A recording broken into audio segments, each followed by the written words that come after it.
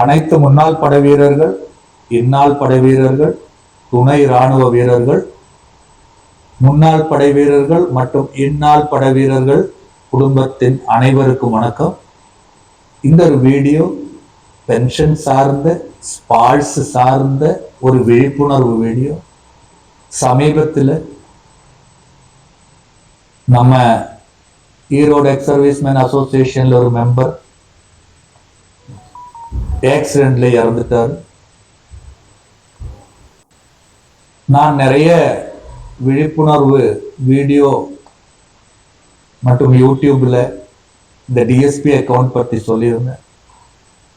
அவர் அது கேட்டுட்டு immediately DSP அக்கௌண்ட்டும் start பண்ணியிருந்தார். ஆனால் அவருடைய டாக்குமெண்ட் சரி பண்றதுக்கு அவர் மறந்துட்டாரு.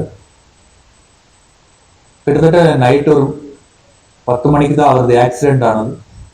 அப்படியே அவரோட மகன் என்னை கூப்பிட்டாச்சு. பார்க்கும்போது பிபிஓவுக்கும் அவங்க அம்மாவுக்கும் அவங்க அப்பாவுக்கும் ஒரு சம்பந்தம் இல்லாத பேர் இருந்தது. அடுத்த நாள் காலையில் கன்சர்ன்ட் ரெக்கார்ட்ஸோட சிஆர்ஓ, எனக்கு தெரிஞ்சவர், அந்த ஆபீஸ்லயும் நிறைய பேர் தெரிஞ்சவர், அது பேசிய ரெக்கார்டில் ரெடி பண்ணி உடனுக்குடனே அந்த ஒரு நாள்லயே உடனுக்குடனே ரெடி பண்ணி அவருடைய டெத் சர்டிபிகேட் அதே பேர்ல வாங்கி, அவங்க அம்மாவோட பேரு மாற்றத்துல கொஞ்சம் டைம் ஆயிடுச்சு. கிட்டத்தட்ட ஒரு இப்போதைக்கு ஒரு 5-6 மாசம் ஆயிடுது. சரி பண்ணி இப்ப அந்த அம்மாவுக்கு எந்த டேட்ல 10 மாசம் முடிஞ்சு அம்மாவுக்கு வந்து பென்ஷன் சாங்ஷன் ஆயிருக்கு. பாக்கி வீடியோ பாருங்க. உங்க பேர் என்னம்மா? குணசுந்தரிமா. ஓகே. வீட்டுக்காரர், அதாவது நம்ம ஜோர்ஜ் சார் எந்த யூனிட்ல இருந்தாரு? தெரியாது, ஞாபகம் இல்லை. ஓகே. உனக்கு நாள் தெரியுமா உங்க அப்பா எந்த யூனிட்ல இருந்தாரு? இஎம்ஐல இருந்தாரு. ஓகே. அப்பா எப்ப பென்ஷன் வந்திருந்தாரு?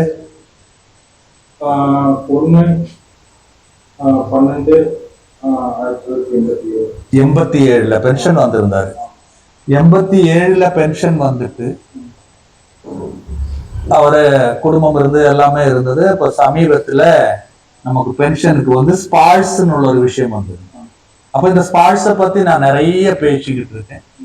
அப்படி ஒரு நாள் பேசும்போது உங்க அப்பாவும் இருந்தாரு. அந்த ஸ்பால்ஸ் கூடயே நான் வேற விஷயம் என்ன பேசும்போது அப்படின்னா இந்த டிஎஸ்பி அக்கௌண்ட பத்தியும் பேசியிருந்தேன். அப்பழும் உங்க அப்பா கேட்டாரு. அப்போ அது கேட்டதுக்கு அப்புறம் அந்த அப்பா உங்ககிட்ட அதை வந்து டிரான்ஸ்பர் பண்ணியிருக்காரு. தம்பி இந்த மாதிரி இருக்கு, எல்லாமே இருந்தாலும் அசோசியேஷன்ல கொஞ்சம் தொடர்பு வச்சுக்கோங்க அப்படின்னாச்சு. கரெக்டா? அப்படின்னு நடந்துகிட்டு இருந்தது. ஏதோ ஒரு கெட்ட டைம் உங்க அப்பா ஒரு ஆக்சிடென்ட்ல இருந்தாரு. அந்த அப்பா சொன்ன அந்த ஒரு வார்த்தைனால நீங்க நைட் ஒரு 11 மணி இருக்குமா சார், இந்த மாதிரி அப்பா ஆக்சிடென்ட்ல இருந்தாரு, இப்படி இப்படி இருக்கு அப்படின்னு.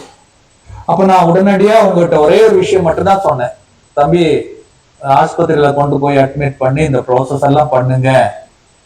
அதுக்கிடையில அங்க பண்ணினதுக்கு அப்புறம் அங்க டெத் சர்டிபிகேட்டுக்கு வந்து இதெல்லாம் கேட்பாங்க. நீங்க உங்க டாக்குமெண்ட்ஸ் அப்பாவோட ஆதாரும் செக் பண்ணுங்க அப்படின்னு சொன்னேன். கரெக்டா? அது முடிஞ்சு என்ன நடந்தது நீங்களே சொல்லுங்க. அந்த நைட் ஃபோன் பண்ணேன். நைட் ஃபோன் பண்ணி எனக்கு என்ன பண்றதுன்னு எனக்கு தெரியல. சரி, அப்போ வந்து ஒரு 2001 இருந்து கொஞ்சம் இந்த அசோசியேஷன் ஆக்டிவா இருந்தார். அதாவது மீட்டிங் அப்படின்னு வருவாரு. அவர் எல்லாம் டைரியில் எழுதி வச்சிருந்தாரு. அப்புறம் ரெண்டாவது எனக்கும் சொல்லிட்டு இருந்தாரு, நீங்க எந்த பிரச்சனையா இருந்தாலும் அசோசியேஷன்ல இவங்களை நீங்க கான்டாக்ட் பண்ணுங்க அப்படின்னு சொன்னாரு. அப்படி சொன்னாலும் அந்த நேரத்துல வந்து எனக்கு ஒரு ஐடியா வந்துச்சு. இது வந்து நம்ம வந்து இந்த அசோசியேஷன் மூலமா போனா நம்மளுக்கு ஒரு ஐடியா கிடைக்கும். ஏன்னா அந்த நேரத்துல அப்பாவுடைய ஃப்ரெண்ட்ஸோ கொலீக்ஸோ அவங்ககிட்ட சொன்னாலும் அவங்களுக்கு அந்த கைடன்ஸ் பண்றதுக்கோ அந்த அந்த டைம்ல நைட்ல அதாவது அந்த எப்படி இந்த டாக்குமெண்டேஷன் ப்ரிப்பேர் பண்றதுக்குலாம் அந்த ஐடியா தெரியல. யாருக்கிட்டையும் கான்டாக்ட் பண்ணல. ஒன்லி அசோசியேஷன் பார்க்கலான்ட்டா அசோசியேஷனுக்கு உங்களுக்கு ஃபோன் பண்ணேன். ஸோ அந்த நேரத்தில் ஒரு அந்த மாதிரி ஆதார் கார்டு எல்லாம் கேட்டாங்க. ஸோ அதெல்லாம் கேட்டபோது அப்புறம் என்ன பண்ணுறதுன்னு சொல்லி உங்களுக்கு நான் கேட்டேன். அப்புறம் நீங்கள் சரியாக ஒரு காலையில் ஒரு 7 மணிக்குள்ள நீங்கள் எல்லாம் எனக்கு அனுப்பிச்சு கொடுத்தீங்க. என்னென்ன செய்யணும், டாக்குமெண்டேஷன் எப்படி இருக்கோம். அதுல என்ன பிரச்சனை இருந்தது? நான் கேட்டப்ப உங்ககிட்ட என்ன பிரச்சனை இருந்தது? ஆதாருக்கும் பிபிஓல என்ன பிரச்சனை இருந்தது? அப்பாவுக்கு ஆதார்லயும் பிபிஓலயும் நேம் வந்து வேறையா இருந்துச்சு. அதாவது அப்பாவோட ஒரிஜினல் பேரு நல்ல தம்பி ஜார்ஜ் இருந்தது, பிபிஓல நல்ல தம்பி ஜார்ஜ் இருந்தது, ஆதார்ல ஜார்ஜ் நல்ல தம்பின்னு காம்ப்ளிகேட்டடா இருந்தது. அப்ப நான் உங்ககிட்ட சொன்னேன், நான் அது வந்து பேசி ஒரு முடிவு எடுக்கிற வரை நீங்க எங்கேயுமே கொடுக்க வேண்டாம் ஆதார், ஓகேவா? அது முடிஞ்சு காலையில உங்களுடைய கன்சர்ன் ரெக்கார்டுல நான் பேசி, ஏன் நான் அதை பேசினேன் அப்படின்னா, அந்த record officer, chief record officer எனக்கு தெரிஞ்சவர். அதனால நான் காலையில் அவர்கிட்ட கான்டாக்ட் பண்ணி அதுக்குள்ளான ரெக்டிஃபிகேஷன் என்னெல்லாம் அப்படின்னு ரெடி பண்ணி உங்களுக்கு நான் டாக்குமெண்ட் கிட்டத்தட்ட ஒரு 10 மணிக்குள்ளே நான் வாட்ஸ்அப்பில் அனுப்பினேன். வாட்ஸ்அப்பில் அனுப்புனதுக்கு அப்புறம் நீங்க அது வந்து டெத் சர்டிபிகேட் கொடுத்தீங்க, இதெல்லாம் பண்ணிட்டு கிட்டத்தட்ட ஒரு 2-3 டேஸ்ல அது கம்ப்ளீட் ஆயிடுதுன்னு நினைக்கிறேன். 3 டேஸ்ல எல்லாமே கம்ப்ளீட் ஆயிடுது. அப்பாவோட விஷயங்கள் எல்லாம் நடந்தது. அப்படி ப்ராசஸ் எல்லாம் நடந்து அம்மாவோட பென்ஷனுக்காக அதை நடந்துகிட்டு இருக்கும்போது அம்மாவோட பேர்ல ஒரு சின்ன ஒரு பிரச்சனை இருக்கு. கரெக்டா? அம்மாவோட பேர்ல இனிஷியல்ல என்னமோ ஒரு பிரச்சனை இருந்தது. அப்போ அந்த பிரச்சனைக்கும் நான் என்னென்ன மாதிரி பண்ணி என்னென்ன மாதிரி எந்த இடத்துல அனுப்புங்க அப்படின்னு நீங்க அனுப்புனீங்க. சைமல்டேனியஸ்லி நான் சிஆர்ஓ கிட்ட பேசினேன், அதுவும் சரியாயிடுச்சு. இப்போ உங்க அம்மாவுக்கு பென்ஷன் கிடைச்சதுல உங்களை விட அதிகமா எனக்கு சந்தோஷமா இருக்கு. எப்படி இருக்குமா உங்க பையன் இவ்வளவு கஷ்டப்பட்டு இப்போ உங்களுக்கு பென்ஷன் கையில வந்ததுப்போ எப்படி இருக்கு மனசு? கொஞ்சம் கிட்ட வாங்க. அழுகாத சொல்லுங்க. கொஞ்சம் சவுண்டா சொன்னாதான், ஏன்னா நீங்க பேசுறது நம்ம தமிழ்நாடு மட்டும் இல்ல, நான் இது ஹிந்திலையும் கூட பேசுவேன். நிறைய எக்ஸ் சர்வீஸ் மேன் வந்து இந்த 1984-80 வந்தவங்க கண்டுக்கிறதே இல்லை. அவங்க டாக்குமெண்ட் கண்டுக்காது இருந்தால் இப்போ வந்திருக்கிற ஸ்பாய்ஸ் இல்லாமா ஒரு சின்ன தப்பு இருந்தா கூட பென்ஷன் கண்டிப்பா கிடைக்காது.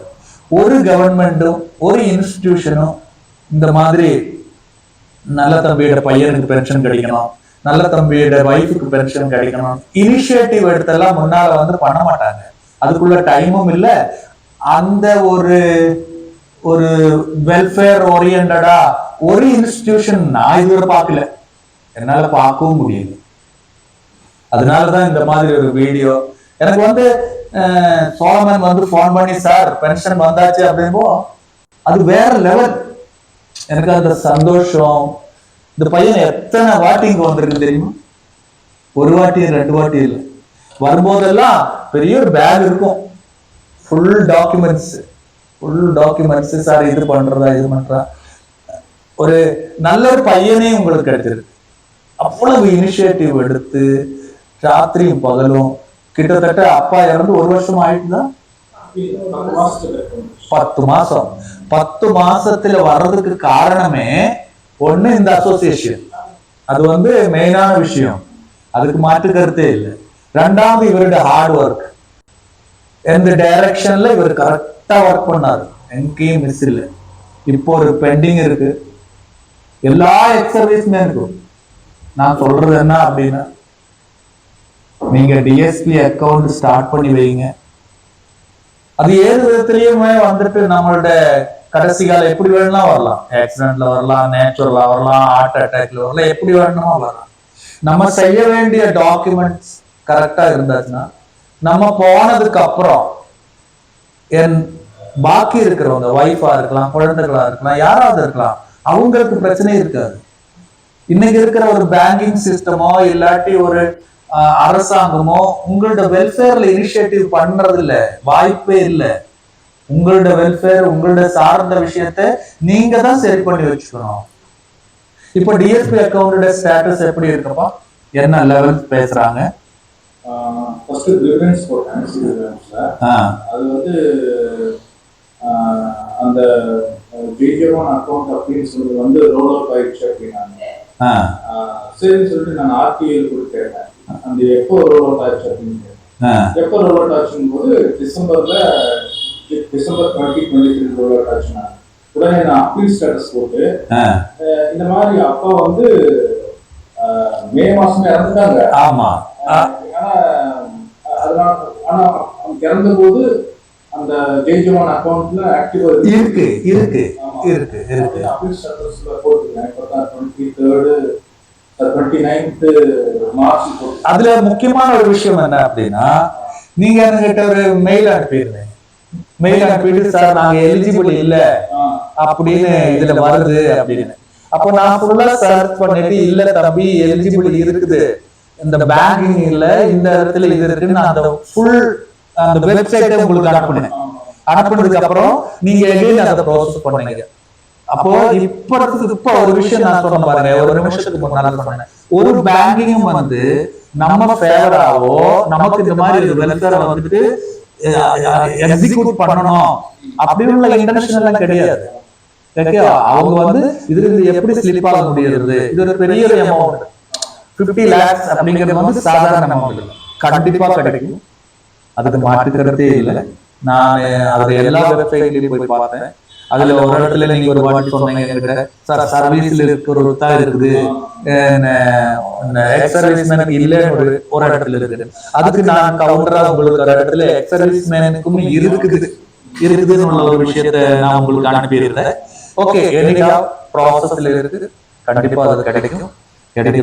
இப்போ ஜெனரலி உங்களுக்கு பென்ஷன் வர ஸ்டார்ட் ஆயிடுச்சு, அரியரோட வந்துடுதுன்னு நினைக்கிறேன். எல்லாமே பாத்தீங்களா எல்லாரும்? இல்ல, அதுல நான் பே பண்ண வேண்டியது. ஓ, அப்ப லோன் இத வச்சு எடுத்துட்டாரா? ஆமா, பென்ஷன் லோன் இதெல்லாம் இருக்கு. அதனால அக்கவுண்ட் அக்கவுண்ட் வந்து நான் மறுபடியும் ட்ரான்ஸ்ஃபர் பண்ணனும் அப்படின்னு. ஓகே, அதாவது ஓவர் டிராப் பண்ணிருப்பாங்கன்னு நினைக்கிறேன். ஓகே, ஒன்றும் ப்ராப்ளம் இல்லை. அது அந்த குடுக்கல் வாங்கல எல்லாம் பேங்க் வந்து கிளியரா இருக்கும். உங்களுக்கு பென்ஷன் தரணும்னு கிளியரா இருக்காது. அவங்க என்ன கொடுத்துருக்காங்க அந்த லோனை வந்து ஃபர்ஸ்ட்ல டிபாசிட் பண்ண சொல்லுவாங்க.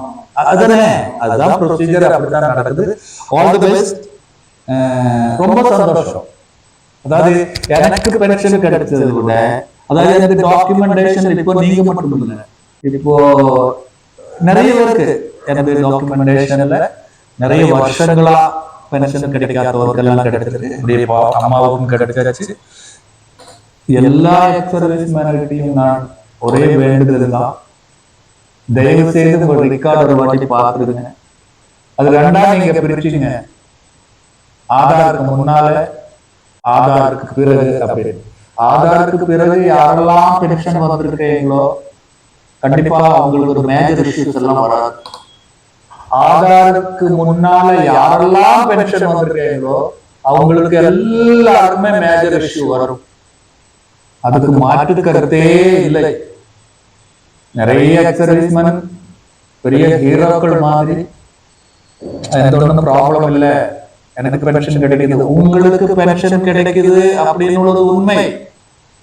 உங்களுக்கு அந்த கேண்டீன் ஃபெசிலிட்டிஸ் கிடைக்குதுன்னு உண்மை. நீங்க போனதுக்கு அப்புறம் உங்களுக்கு பின்னால் உள்ளவருக்கு கிடைக்கிறதுக்கு வேண்டி நிறைய விஷயங்கள் நீங்க செய்யணும். செய்து வச்சால் பிரச்சனை இருக்காது. இல்லாட்டி இந்த ஸ்பாட்ஸ்ல மிகப்பெரிய ஒரு பிரச்சனை வரும். அதுக்கு மாற்றுக்கிறதே இல்லை. இது மாதிரி நிறைய வீடியோ நான் போட்டிருக்கேன். அதுல லேட்டஸ்ட் நாளைக்கு இன்னும் இதே மாதிரி வரும். இது லேட்டஸ்ட். எல்லாருக்கும் ஒரு விழிப்புணர்வு. எஸ்பெஷலி எக்ஸர்வீஸ் மேனுக்குள்ள ஒரு விழிப்புணர்வு. அதுக்காக தான் இந்த வீடியோ. நீங்க இதை மேக்ஸிமம் ஷேர் பண்ணுங்க, அது இல்லாத சப்ஸ்கிரைப் பண்ணுங்க. அப்பதான் அடுத்த நோட்டிபிகேஷன் வரும்.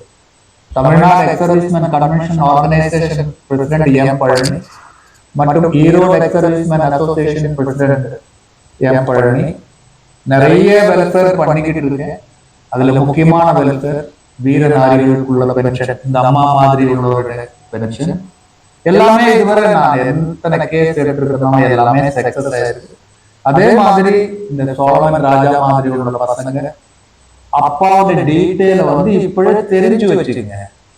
பிபிஓ என்ன, இதுக்குள்ளது என்ன, என்னெல்லாம் டாக்குமெண்ட்ஸ் வேணும் அப்படின்னு தெரிஞ்சு வச்சாச்சுன்னா அம்மாவை நீங்க சப்போர்ட் பண்றதுக்கு ரொம்ப நல்லா இருக்கும். ஏன்னா இப்ப இருக்கிற வயசான அம்மாவுக்குலாம் அவ்வளவு படிப்பு அறிவோ அதை பத்தி ஒண்ணுமே தெரியாது, அவங்களுக்கே தெரியாது பிபிஓ ஏது அப்படின்னா. அதனால ரொம்ப இம்பார்ட்டன்ட் இந்த டாக்குமெண்டேஷன். கண்டிப்பா நீங்க அதை ஃபாலோ பண்ணுவீங்கன்னு நினைக்கிறேன். ஓகே ராஜா, ஈரோடு எக்ஸர்வீஸ்மேன் அசோசியேஷன்ல பிரசிடென்டான நான், உங்களுடைய சர்வீஸ் நீங்க எப்படி ஃபீல் பண்றீங்க? மக்களுக்கு நீங்க என்ன சொல்லுவீங்க? எக்ஸர்வீஸ்மேன் கம்யூனிட்டிக்கு என்ன சொல்லுவீங்க இந்த பிரசிடென்ட் செயல்பாடுகளை பத்தி? எல்லா எக்ஸர்வீஸ்மேனும் சார் சொல்ற மாதிரி இந்த டாக்குமெண்ட்ஸ் சரியாக ப்ரிப்பேர் பண்ணி வச்சுக்கோங்க. சப்போஸ் அப்படி ப்ரிப்பேர் பண்ண முடியலன்னா கூட சரியான நேரத்தில் இந்த எக்ஸர்வீஸ்மேன் பழனி சார் அவங்க நீங்கள் பார்த்தீங்க அப்படின்னு சொன்னால் அவங்க என்னென்ன செய்யணும் அப்படிங்கிற ஆலோசனை மேலே பேசி சரியான தீர்வு ஒரு செய்வார்னு நிச்சயமாக நான் நம்புறேன். ஏன்னா எங்களுக்கு அப்படியே அது அந்த இக்கட்டான சூழ்நிலை கஷ்டமான நேரத்தில் உதவி செஞ்சாங்க. அதன் அடிப்படையில் இந்த அசோசியேஷன் பழனி சார் நிச்சயமாக செய்வார்னு நாங்கள் இது கொடுக்குறோம். ஓகேம்மா, தேங்க்யூ வெரி மச். ரொம்ப சந்தோஷம். ஓகேப்பா, தேங்க்யூ. இந்த வீடியோ பார்த்துட்டீங்க. எல்லா சர்வீஸ்மேன் அந்த கேண்டீன்ல போய் உட்கார்ந்து கிராசரி லிக்வர் வாங்குற அந்த ஒரு டைம்னாலும் உங்க டாக்குமெண்ட்ஸுக்கு ஸ்பெண்ட் பண்ணுங்க. 99% ஆதாருக்கு முன்னால பென்ஷன் யாரெல்லாம் வந்தீங்களோ ஏதாவது ஒரு இடத்துல தப்பு இருக்கும், அதுக்கு மாற்றுக்கிறதே இல்லை. நம்ம போனதுக்கு அப்புறம் அந்த தப்பு திருத்தணும் அப்படின்னா நம்ம இருக்கும்போது ஒரு நாள்ல முடியற அந்த வேலை, நம்ம இல்லைன்னா அந்த வேலை கிட்டத்தட்ட ஒரு வருஷத்துக்கு மேலாகும். அப்ப நீங்களே முடிவு பண்ணிக்கங்க, ஒரு நாள்ல அந்த வேலை முடிக்கணுமா, இல்லை நம்ம போனதுக்கு அப்புறம் எனக்கு பின்னால யாரெல்லாம் இருக்காங்களோ அவங்க கஷ்டப்படணுமா. இந்த வீடியோ அவ்வளவுதான். Thank you very much. Vande Mataram.